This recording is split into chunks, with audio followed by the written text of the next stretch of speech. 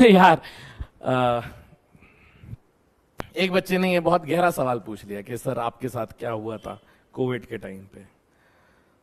बहुत serious topic हो जाएगा। वो एक्चुअली दो बात को पता कोरिलेट करता है।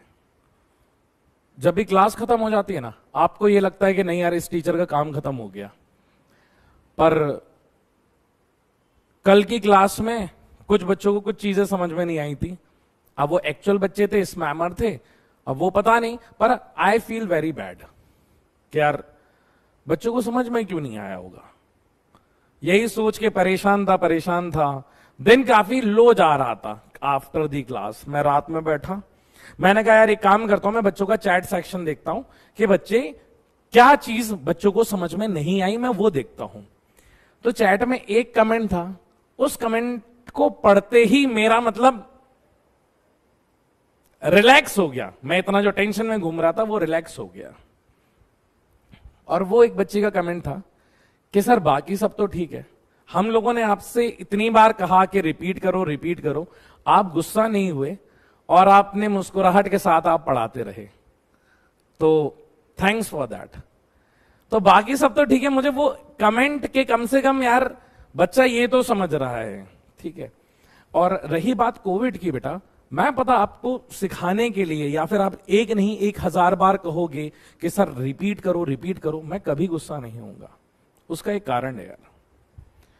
उसका कारण ये है कि मेरे पास ये जो बच्चे हैं ना, ये वो बच्चे हैं जो डॉक्टर बनना चाहते हैं, और मेरा लाइफ में एम सिर्फ इतना है कि मैं डॉक्टर बनाऊं।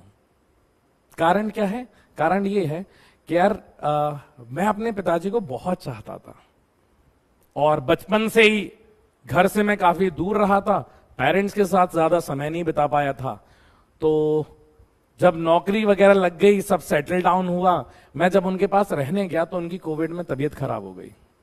तो मुश्किल से 1-1.5 महीने ही उनके साथ रह पाया। और फिर कोविड में जो सिचुएशन रही वो तो अलग ही थी। वहां पे मैंने क्या देखा, क्या फील करा, तो उसमें बहुत ज्यादा टाइम लग जाएगा, मैं इतना टाइम नहीं लेना चाहता। उस दिन मैं 15-20 दिन कार में सोया। मैंने हॉस्पिटल के बाहर मौत का तांडव देखा था। उस दिन मैंने सोच लिया था कि यार जब पिताजी चले गए तो मैंने सोचा कि मैं क्या करूं जहां से चीजें बदल जाए। तब मैंने सोचा मैं पढ़ाऊंगा। और आप कभी भी पूरा इंटरनेट आप सर्च कर लेना, पूरा इंटरनेट, पिछले 3-4 साल से तो पीडब्ल्यू के साथ ही पढ़ा रहा हूं। सारे लेक्चर्स ऑनलाइन होते हैं, आप कभी भी ये नहीं देखोगे कि अभिषेक सर को गुस्सा आया। आप सर्च कर लेना आप सर्च कर लेना कि कभी भी ये देखो कि अभिषेक सर को गुस्सा आया, नहीं आया। क्योंकि मैंने कहा ना, क्लास में सारा ईगो, सारी चीजें मैं बाहर रख के आता हूं।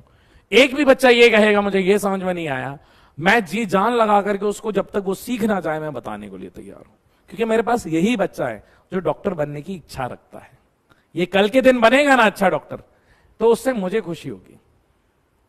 That is the only intention, ठीक है। तो अब इमोशनल मत हो, नहीं अभी नहीं। उसके लिए, और जब इस कहानी की डिटेल में जाओगे ना तो बहुत बहुत खतरनाक है, तो please don't go inside it. अभी अपने इधर आते हैं, आओ जल्दी आओ, सब छोड़ो, हम सीखेंगे ना यार। तभी तो मैं अपने पेरेंट्स को खुश नहीं देख पाया।